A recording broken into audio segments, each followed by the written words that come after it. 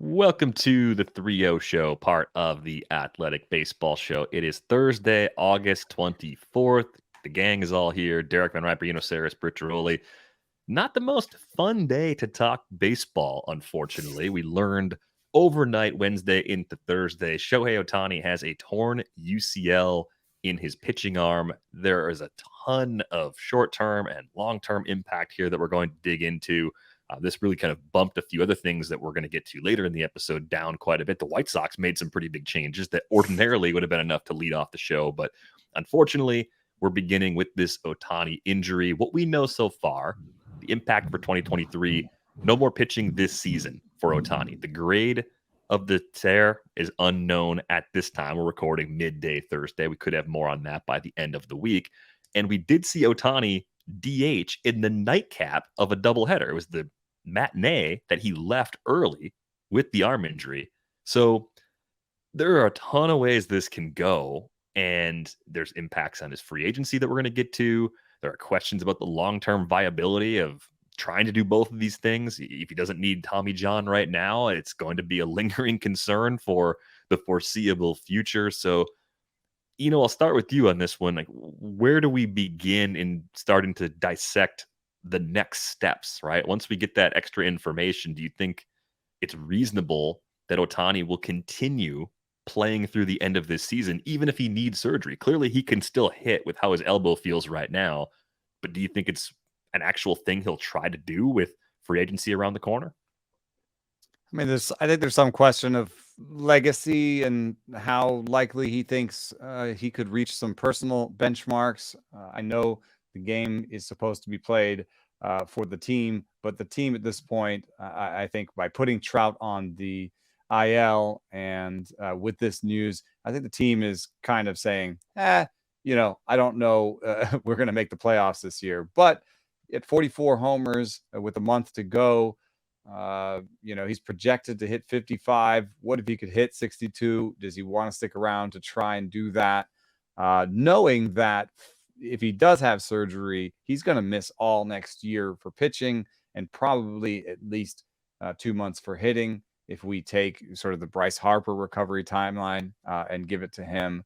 So knowing that he's going to miss some time, on both sides of the ball next year, does he want to go for 62 homers or whatever numbers he wants there? And I would actually think, because if he gets the surgery earlier, he might be able to hit earlier next season. I would assume that if surgery is recommended, he will shut it down and have surgery. Yeah, I think that's pretty logical. And Britt, I mean, we've seen this before from Ohtani. Unfortunately, he had Tommy John surgery in October of 2018. It cost him some time at the beginning of 2019.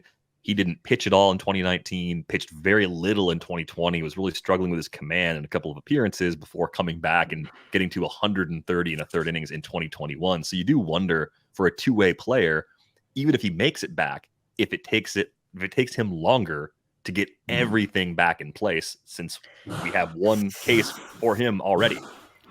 Yeah, I mean, it could. But here's the thing, guys. We're speculating as if Ohtani is a regular player. Everything he has done has proven that he's not a regular player, right? So if it was a regular pitcher getting a second Tommy John, we'd be talking about timelines and, the fact that, as Eno has mentioned, percentage-wise, it's not really in their favor to come all the way back. And certainly a guy who hits and pitches, there's a danger in what is the timeline, right? But nobody has any idea because nobody has ever seen a guy like Shohei Ohtani be able to do what he's done. And I think a lot of people are saying, well, he may never pitch again. We may never see this again. And that may be true. But right now, we don't even know the severity of the tear. We don't even know if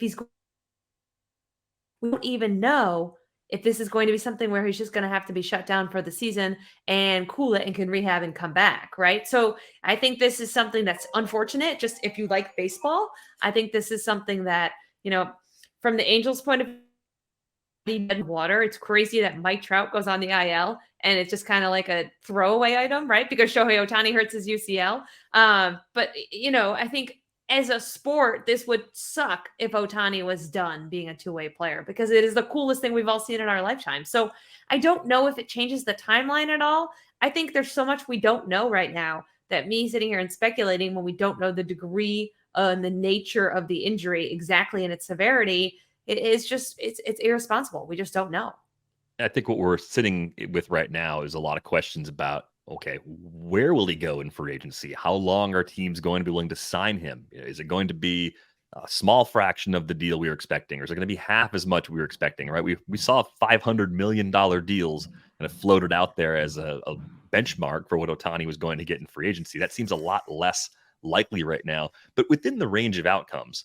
And I think people have looked past this way too much. Even if Shohei Ohtani doesn't make it all the way back as a starting pitcher, let's just say he makes it back as a hitter, he can't be a starting pitcher anymore. He could be a reliever, right? That could be on the table. Or he could be an outfielder instead of being a DH. That's within the range of outcomes too. So I think when you start to think about his future, when you think about ways that you could bring him into the organization and still have a million things go right because he's such a phenomenal talent, I think you have to at least consider all of those other outcomes along the way. It's not just the doom and gloom scenario that is on the map here. It's a lot more than that.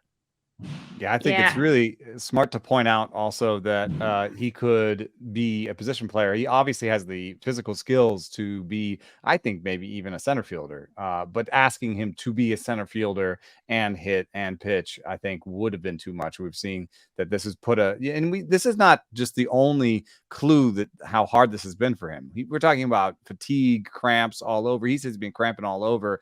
This is a difficult thing that he's asking his body to do. And so in terms of the going forward there, you have to model out all these different things. And I can't do this for you in real time, but I can sort of use some player comps. I do think that as a DH, he's a little bit more comparable to Xander Bogaerts than Trey Turner. So we just had these mega deals, right? And I don't think I think as a hitter alone, he has not put up the same value as as Tatis showed before he got his big deal, or Trey Turner showed before he got his big deal. It's a little bit more like Xander Bogaerts. You're talking about 10 to 15 wins above replacement over the last 3 years. That's where Xander Bogaerts was. Trey Turner was more like 18. It's just he was an excellent hitter and an excellent shortstop. It's easier to put together the wins above replacement, when you do all the different things. So, I think you start with the Xander Bogaerts deal. You start with $280 million. Now, what would you do if he's a pitcher? You wouldn't give him 10 years. So that's a weird thing. But then you just think, what would just take out the 10 years? What would I give him money wise as a pitcher? And I think you have to think of names like Walker Buehler and Tyler Glass now, guys. Walker Buehler just had his second Tommy John. If he comes back and pitches well, how much money would you give him? Tyler Glass now, is gotten on the order of $20 and $25 million on short-term deals. What would you give him if he pitched 120, 150 innings, this year or next year? So, I think the answer for that is at least 50 or 60 million dollars. You know what I mean? And probably more like what you started talking about, Robbie Ray, Kevin Gossman, you're probably talking about like $100 million. So you take that 280, you put the 100 on it, you're at 380. So I think it still starts with a 4. I'm not sure it gets all the way to 5 because a second Tommy John, you have the risk that he never pitches for you again. And even as a reliever, there are some limiting concerns to the manager. Consider that if you want him to close and he's on the base paths on the 8th inning, how do you warm him up? So there are some things that you have to do. Maybe they could have a new rule where they're like, Shohei Ohtani can come off the base paths and go warm up if he wants to, or I don't know, new pinch runner rule, but whatever it is, there's still some limiting factors that I don't think he could necessarily be your closer. He could be a fireman. He could be a great reliever. I'm not saying he can't be a great reliever, but there are some like, but where is he playing? Where is he right now? Can I warm him up without taking him out of the game, sort of deal? So I think I would settle in around 400. But maybe it gets close to 500, and maybe more teams think that they can get a bargain now, and get to the table. But I doubt it. I think it still starts with a 4. And there's how many teams are capable of putting a $400 million contract out there? It's probably all of them. All of them. They just don't want. Sorry, I used the wrong word. Not capable. How many willing? are willing? I think more owners are willing to do this with Ohtani than they are with any other player that we've ever seen. I still think that's true, even with this tear Marketing in his elbow. opportunities. Yeah, and the butts in think the about seats. Yeah, absolutely. I mean, it makes your team a global brand, or more of a global brand than it currently is in many, many cases. Think about what Jacob deGrom got. We knew there was a very, very high level of risk with Jacob deGrom's health going into his free agency this winter. He got 5 for 185 from the Rangers as a 34-year-old with a lot of recent arm trouble. So, your baseline for what Ohtani is as a hitter, I think, is a great place to start. The age difference and the skills difference need to be sort of baked in. But I still think you're looking at a massive contract. I think you're also looking at creative solutions. It might be a case where Ohtani says, I want to pick a place that I'm going to be for a couple of years and have an opt out. And I want some guarantees beyond that in case things physically don't work out. So maybe it's an opt out after 3 years. Maybe it's as creative or more creative than the contracts that Carlos Correa has been signing in free agency, because there's so many moving parts here.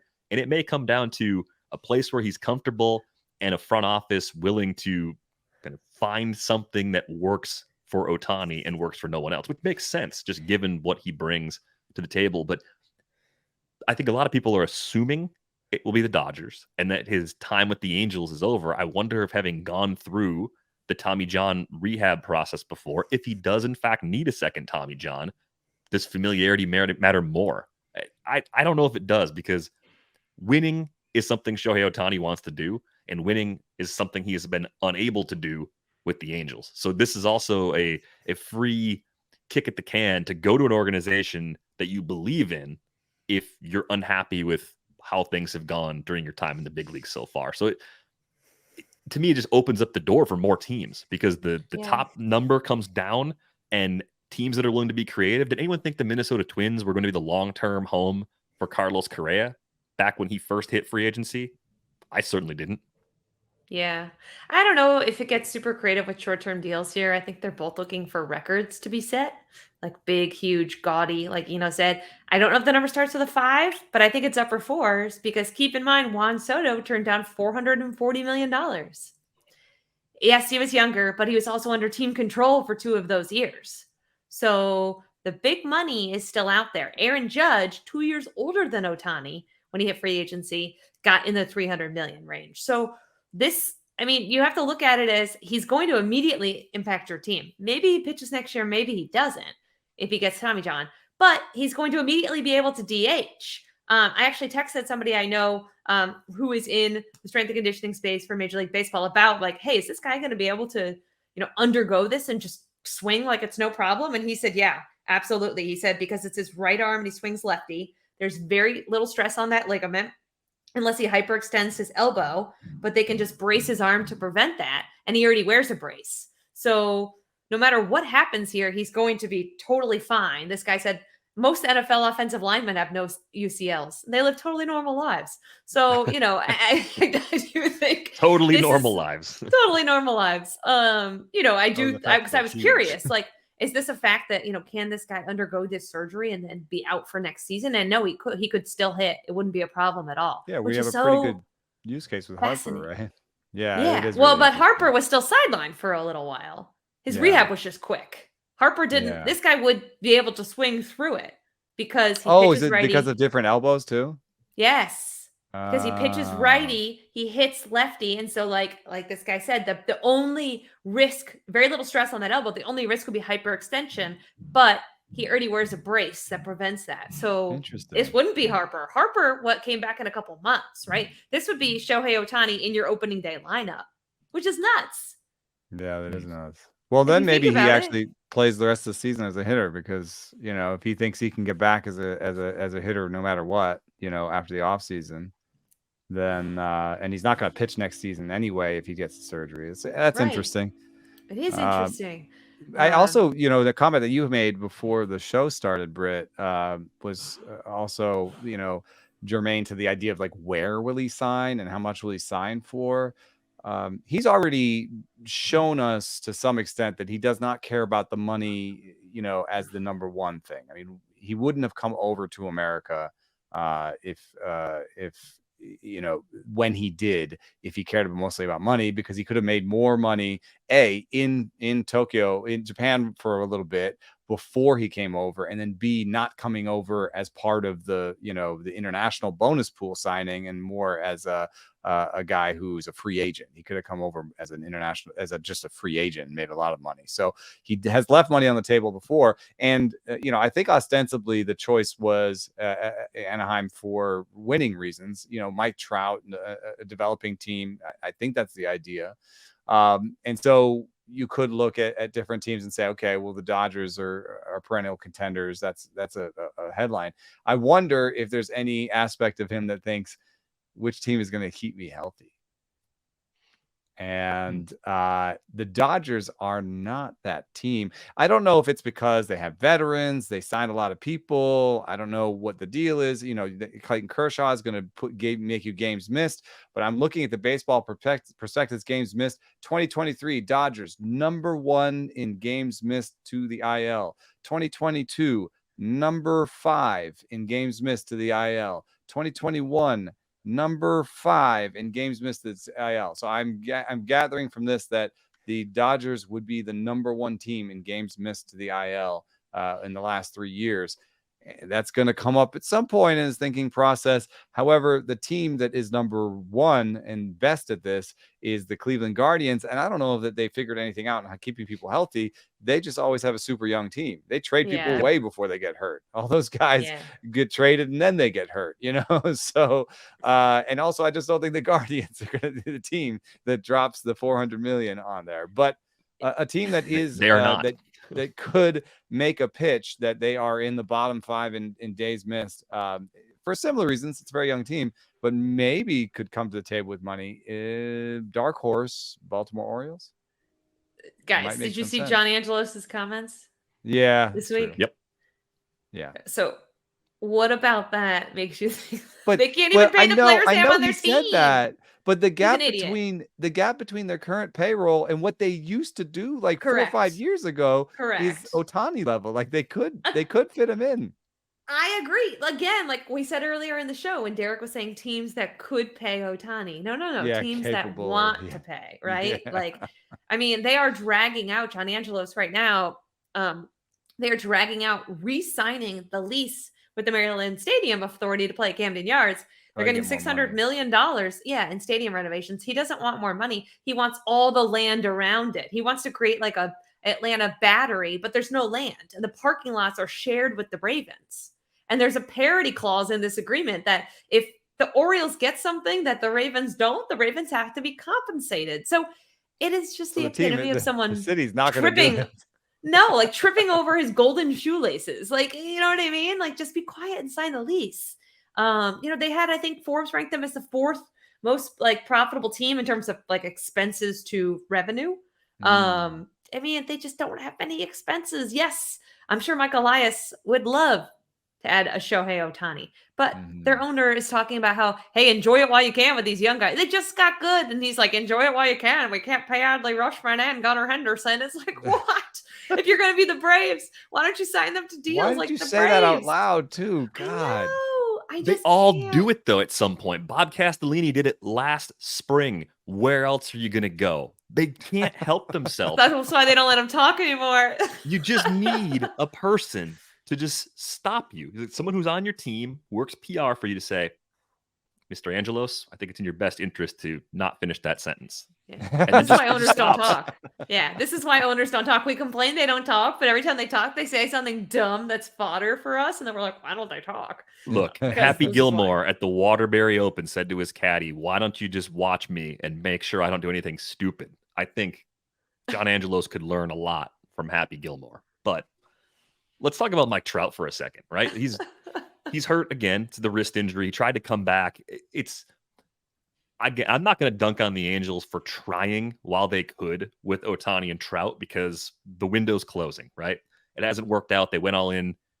They got beat. They're getting beat badly. So that's one thing. What does the future of Mike Trout look like? I look back at the playing time since the start of 2020.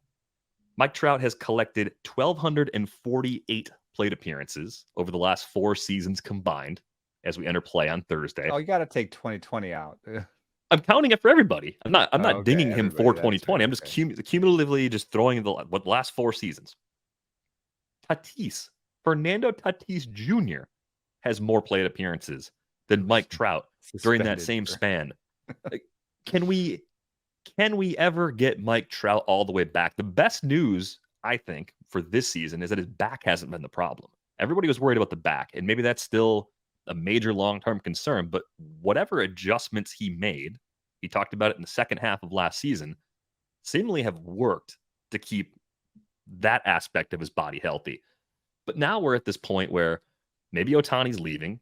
Ohtani's definitely got an injury. Trout's 32 years old now. He's there on a massive contract. Anthony Rendon, man, I'm just giving up on Anthony Rendon. He's just not coming back. It's just not going to happen. Like, he might actually be back and play. He's not going to be the Anthony Rendon they signed. Not going to happen. Trout's just stuck right now. Is there a team out there that looks at Mike Trout this winter and says, no, we still believe? Because the numbers when he plays are still great during that span. He's still 50, 60% better than a league average hitter. He's probably better suited to DH a lot more than he does at this stage of his career. But what does the next few years look like for Mike Trout if we're starting to think about life without Shohei Ohtani as a member of the Anaheim Angels? We're all going to go back to wanting Mike Trout to go somewhere else because the chances of that franchise getting better before they get worse seem like they're out the window. Well, if Artie Moreno sells the team like he was going to and then pulled back on, and Alden Gonzalez had a great profile at ESPN about that, maybe that would change the trajectory of how we felt about the Angels long term. But I think Mike Trout's best years are behind him, unfortunately. I mean, as you mentioned, staying on the field has been tough, really tough. And like, is he a guy? What I've always wondered is, how are we going to look back on this guy's career? Are we going to say, oh, what might have been if he had been healthy, if the Angels had been good, if, right? Like, is he a guy who you list among the all-time greats? Because he hasn't played as much as a lot of these guys, right? He hasn't won. He hasn't even gone to the playoffs. And so I think to some extent, he's kind of that superstar that we're going to be like, man, I watched him play, and man, he just doesn't get enough credit. And this is like 10, 20, 40 years from now, right? Because what is his legacy right now? What is it? Is he what is best it? Player of his generation is what he Is he has better been. than Ohtani? That comes a loaded argument just because of Ohtani being a two-way player. But prior to Ohtani's arrival, I think the fair comps for Trout were, Mickey Mantle. You heard those kinds of comps on Trout. And statistically, he backed it up. I think it's so hard to Hasn't he separate. not played as much as Mickey Mantle, though, too? Now, because of this recent 4-year stretch, I would guess that the playing time over the first 11, 12 years of their careers probably favors Mantle. I have to look back at that. But 11 All-Star games, 9 Silver Sluggers, 3 MVPs. I mean, this is an amazing talent. And I think sometimes that gets lost. I think we look at the big contracts, we look at the injuries, and we say, this guy doesn't have anything left in the tank. Maybe we're seeing some of that with Giancarlo Stanton with the Yankees, but Trout's peak compared to Stanton's peak is great as Stanton was earlier in his career. Trout's just in his own stratosphere, right? So he should, health permitting, age better than Stanton has aged to this point. And there should still be a lot of productive years in Trout's bat, theoretically, just based on talent, right? So I just wonder, like, how many teams would even be interested? And does Trout want out of Anaheim? He doesn't seem like the kind of guy that's going to cause a fuss about it and publicly put that out there. But would you want to trade for him? If you were a team and you had an owner that was willing to take on that contract, would you want him? I think I would. In most cases, I think there's much more that can go right than can go wrong, even though we're stuck in this 3-year window, especially where a lot has gone wrong. I mean, I don't think I'd want to pay the full number.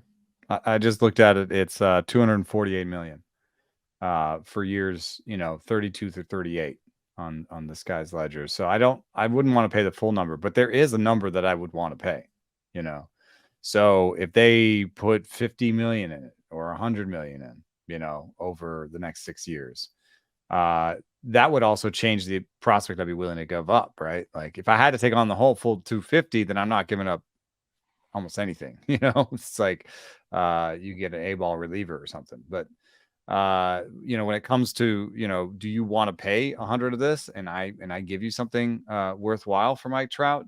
Then yes, I think the answer is yes. I think in terms of legacy, he's already 30th all time in Fangraphs WAR. And he's not done yet, so he's going to go up the list. I think what's been lost in these last 3-4 years has just been the opportunity for him to join the top 15, top 10 of all time. Because if you look at the 6 years he has left on this contract, I doubt he's going to average 5 wins a year. That's like all-star level, and he'd have to average that, and he'd have to play all that. If he did do all that, he would be right there with Mickey Mantle. He might be right between Mike Schmidt and Mickey Mantle on the all-time list at 15, basically tied with like Mel Ott. I don't think he's going to do that. So I think he's going to add another sort of maybe 15 wins all time and end up closer to Joe Morgan and Eddie Matthews, top 20 all time. Still awesome, still a Hall of Famer. And I think what I would prioritize, in fact, as a player, if I was thinking about my legacy and I was Mike Trout, I think I would prioritize winning.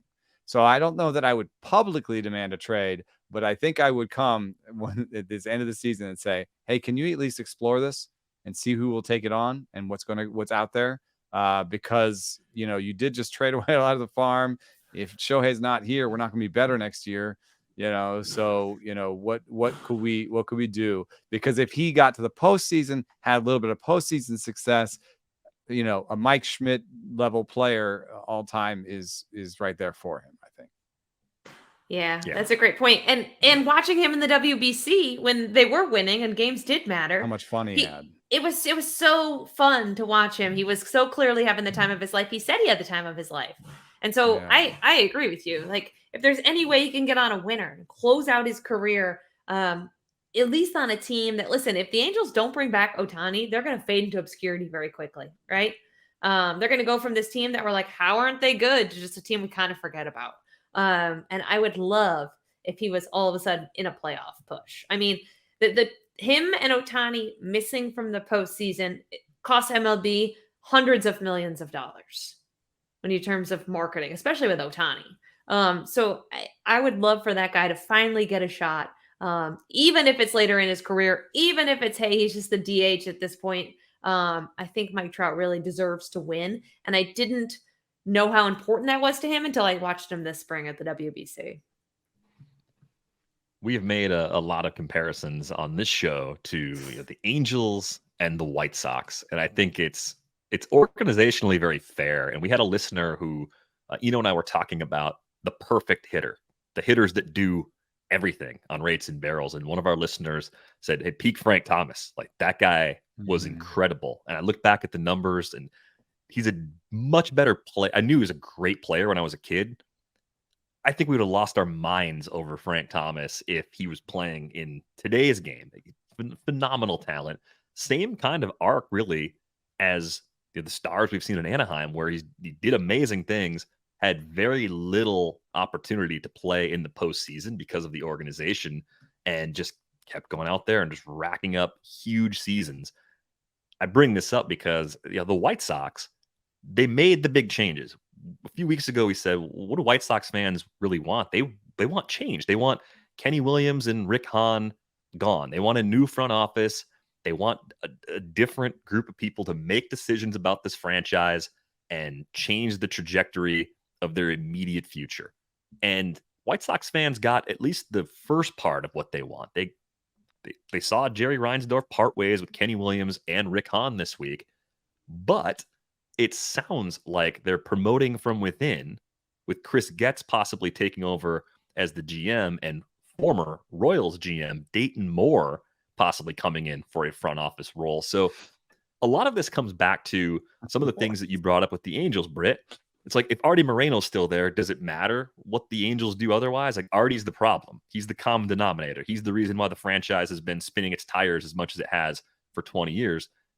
Jerry Reinsdorf and the White Sox at least have that one World Series back in 05 to show for it, right? Stole that one World Series along the way. And here we are with like maybe more of the same, but at least something different. Is this good? Is this a good step for the White Sox, or is it just same day, different storm? I think it's good that Kenny Williams and Rick Hahn, who were there for 30 and 20-ish years, are gone, right? You can't win one World Series in 2005 and then not a single playoff series after that and continue to keep your job, especially this year. Like just a massive train wreck. Guys talking about the clubhouse culture, a failure on so many levels. Obviously in Chicago on Reinsdorf, the whole book has been that he's a loyal owner, but this shows you that even loyalty has its limits. So I think them being gone is good. Now, as you said, DVR, who you hiring though? Is it more of the same? Because internally promoting and then adding Dayton Moore, is that the shakeup that we wanted? I don't really think so. But the most interesting part about this whole thing, I thought, was that the end of the press release said they're going to have somebody new in place by the end of the season. Why? Why would you like if you're going to, for the first time in 30 years, have somebody different in charge of baseball operations? Why not wait until everyone's available this winter and then actually conduct a real interview? This felt like Jerry getting rid of one guy that he really liked to bring in another person that he has a relationship with, right? So you're right. The common denominator here is Jerry. I don't know why. This doesn't seem like a process where they're going to interview candidates. It sounds like he already knows who's going to take the job. So are they better off?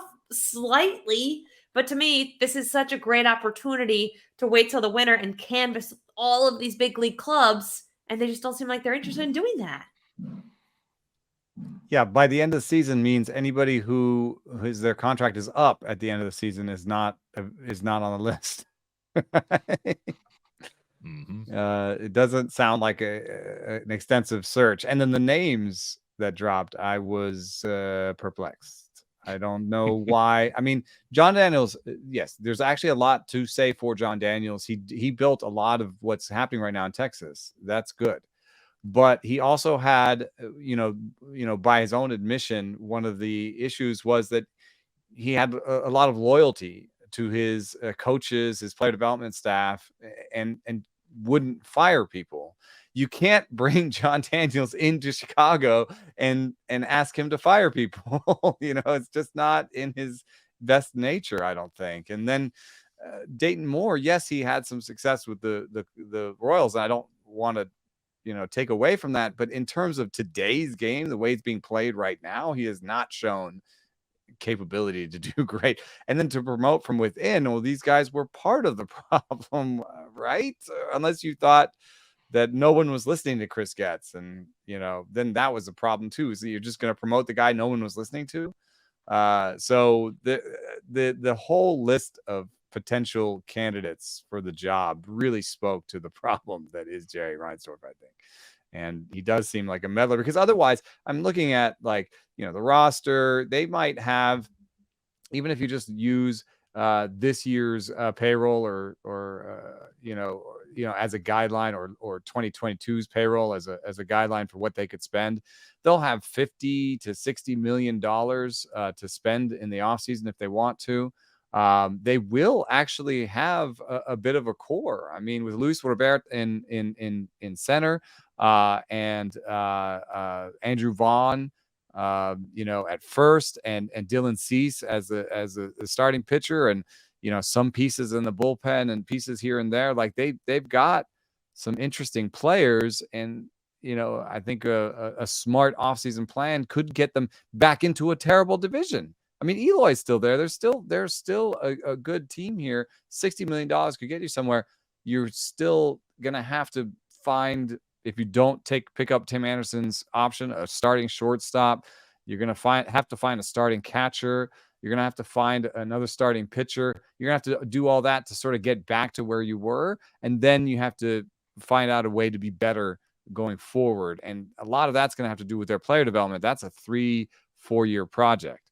So I don't know how much upside this job actually has, especially given the meddling owner. That's something that I know that general manager candidates I've talked to in the past have said ownership is a huge deal for them because that's who they have to interact with. Are they going to be putting the finger and making me sign Albert Pujols to this long-term deal? Are they going to make me do these things? Are they going to give me the resources I want in the minor leagues where it's not obvious what the return will be? Are they going to say, yes, you can have $50 million to improve the minor league system over the next 3-4 years, and we won't know if it's working until 3-4 years from now? They're going to have that kind of patience, and I don't get that from Reinsdorf and Angelos and Moreno.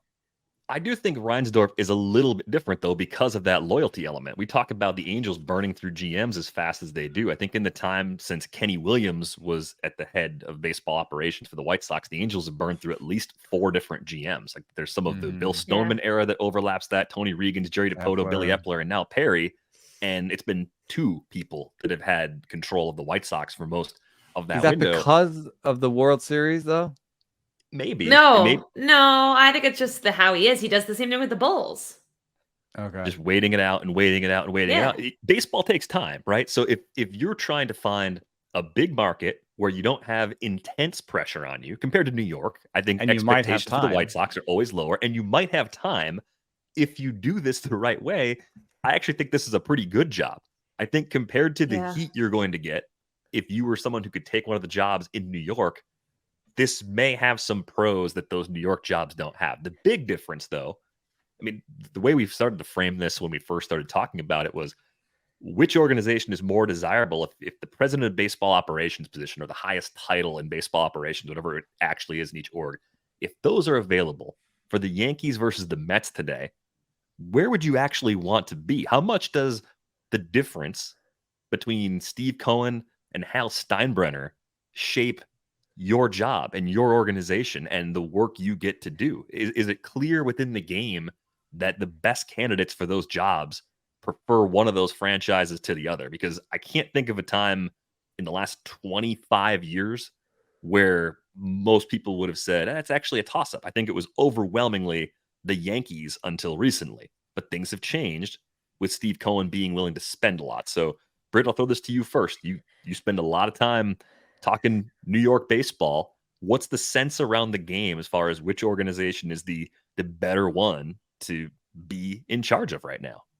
Oh, I think it's the Mets. I don't think it's close because you look at Hal Steinbrenner and he's not George. They've very quietly been very cheap when it comes to things. Yeah, they re-signed Aaron Judge, but look at the depth on that roster, right? They just haven't done that great of a job. And I don't know if certainly Hal Steinbrenner isn't George. He doesn't care about winning at the expense of anything, right? They haven't been this like big bully Yankee team in a really long time. And the Mets were that. And yes, it went poorly. But Steve Cohen, instead of going and saying, we have to win at all costs, dismantled them at the trade deadline, paid more money to get prospects, and is on record saying, I know this is going to take a while. So, I think I would rather be in a situation where I'm reporting to Steve Cohen than Hal Steinbrenner. I also think it's important, in my opinion anyway, when you're dealing with billionaires, I would much rather deal with the self-made billionaire than the son, than the guy who inherited the team, right? Than the John Angeloses of the world, the Hal Steinbrenners of the world. Give me Steve Cohen, who turned, like, whether you like him or don't like him, the guy has certain personality traits that made him a billionaire, right? That made him one of the richest people in the world.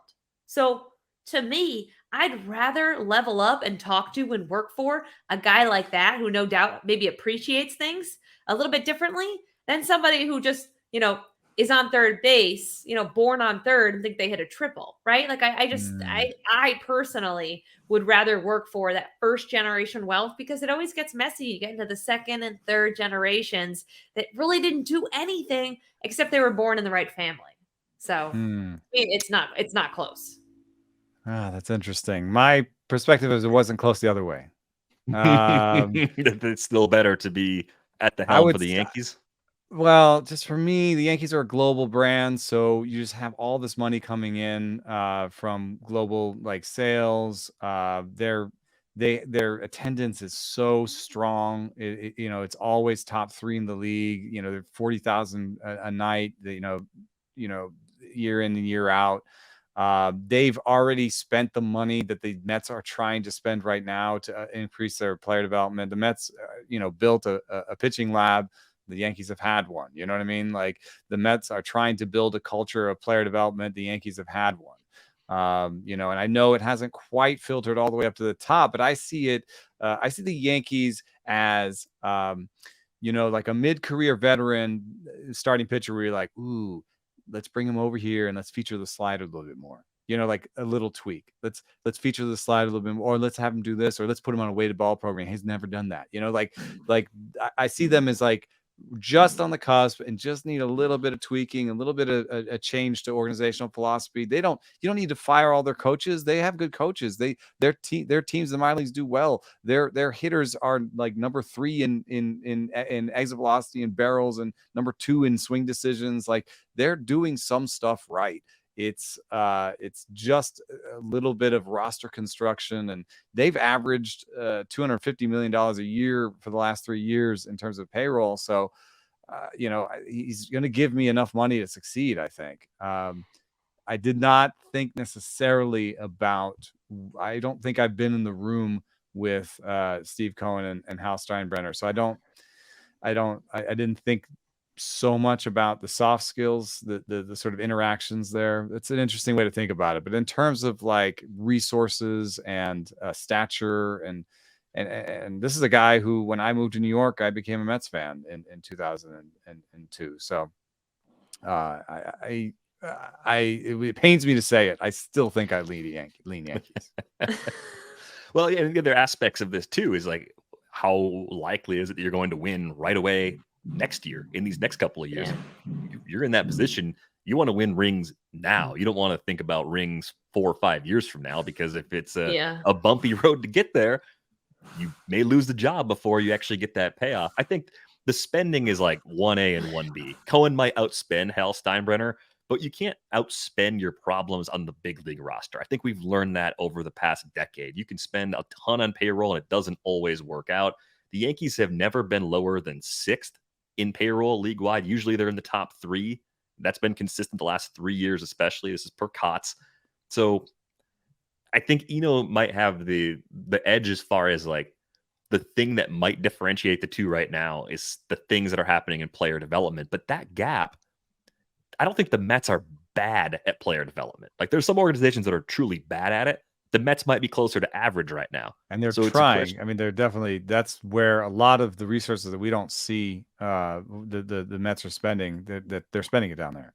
There's a great piece. Tim Britton and Will Salmon have a great 2-parter on this that you can just get a little bit of an inkling. They won't give you a ton of specifics because nobody wants to give away their secrets in player development, but like you can see that there's investiture happening. Yeah, and I think every team's like that. The Brewers have a pitching lab. No one's allowed inside. I asked to see it, and they're like, "There it is." Yeah, it's over there. You're not getting in. Yeah, it's so interesting though, guys. This question got posed to me the other day: who has the better record to end the season, the Mets or the Yankees? And it's a toss-up. I know. You want to take that one first? I'm hemming and hawing a little bit. I think the Mets are more committed to the tank. The Yankees are a little more in the let's try and save some face. They're running Rafael Ortega out there. I mean, I'm not. But the Yankees are bad. Not being mean to Rafael Ortega. I'm just saying they're running kind of like 30-year-old, minor league free agents out there right now. Slight edge Yankees, but no one's happy that they're in this conversation. Yeah. So there's no world thinking about that. You're on different sides of the Mets versus Yankees. I think I'm slightly on the Yankee side of this, but I think Britt's point about I'd want to really know Hal Steinbrenner better. I'd want to find a way to get a good read on how much I trust him and how much he's willing to let me run the baseball operations and how much he's going to meddle. If he's not going to meddle, I think it would still be edge Yankees. Neither one of you thinks the White Sox job is better than the New York jobs, right? I just want to clarify that. No, you're in the Central instead of the East. Less money to spend because the spending fluctuates. That's as loyal as Jerry Reinsdorf is. His payroll fluctuates a ton. You might be the team that spends the most in the AL Central most years, and you've got one of the easier divisions in baseball to play in most years. Those are good things. Less pressure, good things. Organizational talent is the other part of this question. which core do you like better right now? Mentioned, they got a few nice pieces for the long haul for the White Sox. If they're not going to push toward the future and trade those guys, they're going to build around the likes of Luis Robert. They're going to build around Vaughn. They're going to build around Eloy Jimenez and Dylan Cease. I could understand doing that given the division they're in, but are the Mets with some of their young guys in better shape than the White Sox? Are the Yankees having the older core, but having Judge and Cole as a part of that? Are they just a notch above both of these teams right now as far as the short-term turnaround appeal goes? Yeah, that's a fascinating question. My issue with the White Sox isn't the player and the talent, it's the organization and the development. Like Eno said, some people are good at development, some people aren't. We haven't really seen the White Sox have a whole lot of like feathers in their cap with development. We haven't seen guys go there and get better. We haven't seen late rounders come up and discover something, right? So on paper, if you just gave me these and said, we're not telling you who runs these teams, I think you could make the case that the White Sox talent-wise are in a pretty good spot. That's why this was supposed to be their competitive window right now. That's what makes this year so disappointing. But I have no faith in their development. It's like the Nationals. I think there's a lot of good things going on right there, right now. But in order for them to take that jump and become, graduate from the rebuild, they have to develop. I don't know if they're going to be able to develop. So if you look at who's in the best position right now, core-wise, are we thinking that Pete Alonso stays with the Mets? Because that can kind of sway things too, right? If they trade him this winter, are they really saying, hey, we're not going to be good next year?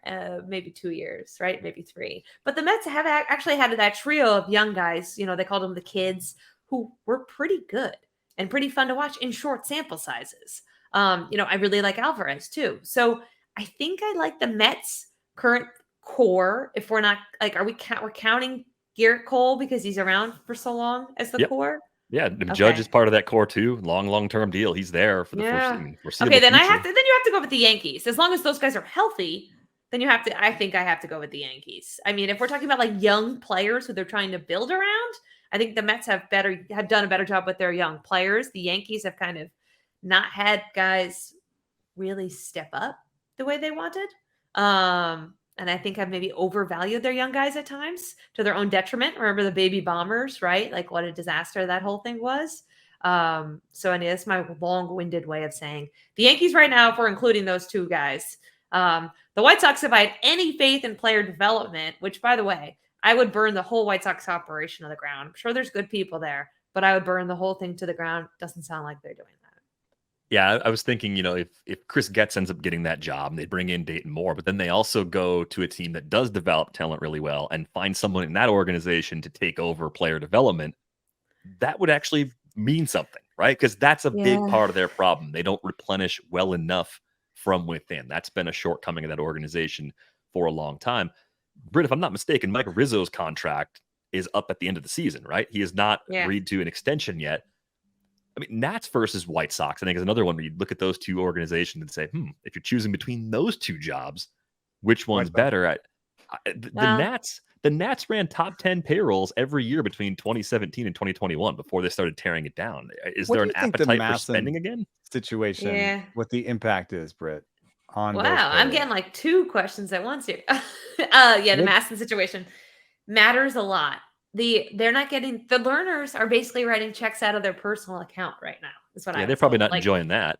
Yeah, because they don't get the TV revenue that other teams are getting. So that's hurt their sale too. They don't want to sell the team and get what they don't think is right because they don't have that TV revenue. But if you're a potential buyer, why are you buying a team that doesn't have that revenue? Though we could make the case that the TV revenue is going to change soon anyway. The whole model is going to get blown up. It's crumbling for a lot of teams already. Yes. So that is fair. For Mike Rizzo, it's not a question at all. Chicago is his dream job. He's from there. His dad scouted there. He knows Jerry and that family very well. But here is what I have heard is one of the main problems. For what I would want, because he's not super analytically oriented, and I don't know. Their player development hasn't been great. Yeah, if you their player development hasn't been great either. Why would you take the Nationals? Yeah, correct. But my main issue with Chicago, and what I had heard is like one of the bigger problems, and this is why this is why the internal promotion is what they do, is everything is the White Sox way there. Everything is You come from this organization. They don't like outsiders. Everything is White Sox, White Sox, White Sox, right? Kenny Williams played for the White Sox. He was there for 30 years. Rick Hahn was there for 20 years. Like, you don't see their top people being poached and go to other organizations, right? You also don't see other organizations going to the White Sox. They like it that way. As loyal as Jerry is, he also wants everything. Are you in this organization? Are you in this family for life? So that is why they're not going to go get someone to shake the tree. They're just going to promote somebody else whose name is not Kenny Williams and say, hey, look, we made a change, without really making that fundamental change. So I think the biggest issue is that thinking of like the White Sox way. Well, the White Sox way didn't go well. So why not just do what every other team does, which is hire the teams smarter than you, look at someone who is better, and get one of their top or 2 or 3 guys, right? Isn't this why Cleveland and Tampa get pillaged, right? That's because that's what other teams do. So the bigger problem, and why Mike Rizzo wouldn't be a candidate, is he's not far. He is, by extension, because his dad was there his late father was there for years and years.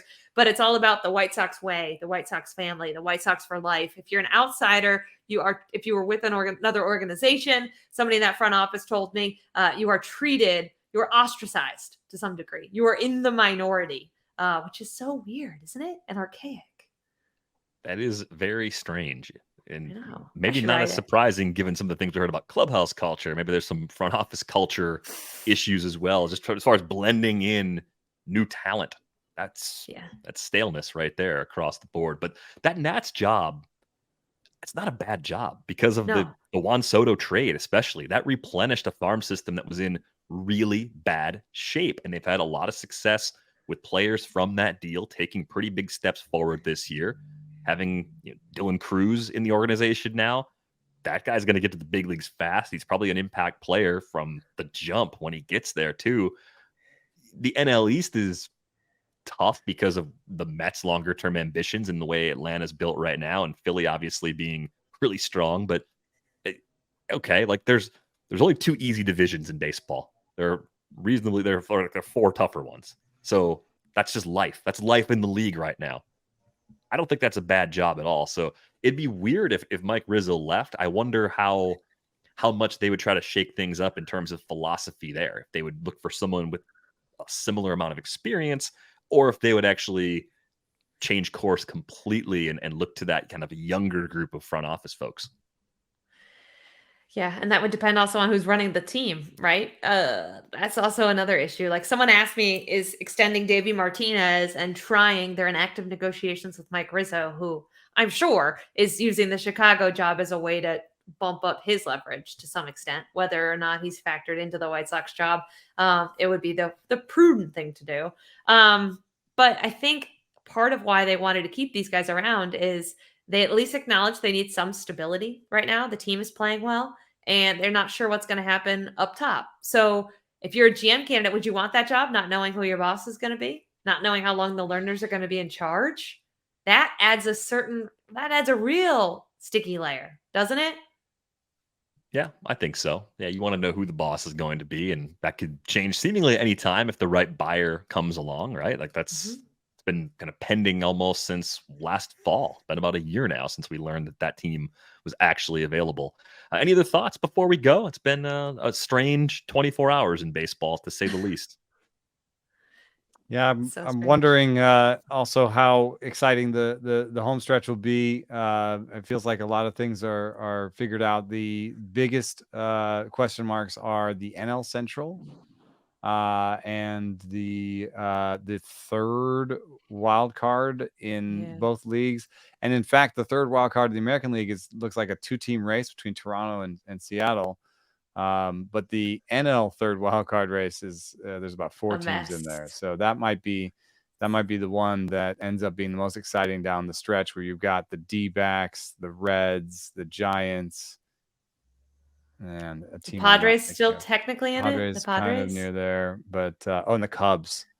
So that'll be exciting. But I was surprised. I was kind of looking through. The kids now we look through MLB TV and try to choose which game to watch. And I was, I'm trying to be like, because they'll watch any game now, which is kind of a fun point in their fandom. So I'm trying to watch ones with like postseason implications, and it's, there's there's not that many sometimes. If a random box of Brewers gear shows up on your doorstep, I know nothing about it. trying to buy their faith. The youngest said that he's a Mariners fan, so I guess we'll put some Mariners games on for him. Well, the AL West is a battle right now. Look what Seattle's done. They've made up ground at a time when the Rangers have been struggling. The Rangers, I think, have lost 6 in a row entering play now on Thursday. They got swept by the Brewers. Oh man, I missed that. I had put the Mariners in the wild card race, and they're actually in it for the division. Look at that. Yeah, I'm kind of pumped about the AL West right now. There's a ton of drama right there. Seeing Seattle play well, possibly making good on Britt's original prediction. That was the hot take prediction. Yeah. Didn't look good early in the season, but they're having a nice run. Also, guys, the more you look at payrolls and what's owed to people and just habits, Seattle is a legitimate Ohtani landing spot, in my opinion. God, they have some dark horses, if you will. In there. That'd be so fun. The other thing about Seattle that I discovered this week is they're the only team in baseball who's never been in the World Series. The only one who's never been. Yeah, I think teams that's right. Never won, but I think there are a handful of teams that never won. So let me put forth that if you are looking for a team, your team's out of it, then maybe consider the Mariners with like the hottest person on the planet right now, Julio Rodriguez, is just killing the ball right now. Yeah, I wonder how much it helps. Thinking about just going somewhere where there's another superstar. Like that's more fun, right? It's fun to play with other superstars. We saw that in the WBC. We see it in the more loaded teams. I wonder if that's another it's selling a good point pitching staff. So if I have to take a year off, we can still win without me as a pitcher. Less pressure in that regard. I can make it even better, in the future. And Julio would take a lot of the spotlight off of him in the interview requests and stuff, you would hope, right? Julio likes being a star. I don't know if Ohtani likes being a star. Tried to get Ohtani, yes. I don't think he loves that part of the job. I think he hates that part of the job. That's part of the reason. He hates that part of the Angels, I'm sure what other team signs him is going to have to agree to something similar. Like really had to protect him and that he only talks after he starts. So if you want him about anything other than his pitching performance, not happening. Yeah. So not great. Not a deal for us, but it makes Shohei Ohtani happy to have things that way. So we are going to go on our way out the door. A reminder, you can get a subscription to The Athletic for $2 a month for the first year at theathletic.com/baseball show. You can find Britt on Twitter /X at Britt_Giroli. You can find Eno at Eno Saris. You can find me at Derek Van Riper. That's going to do it for this episode of the 3-0 show. We are back with you on Friday. Always got the green light here.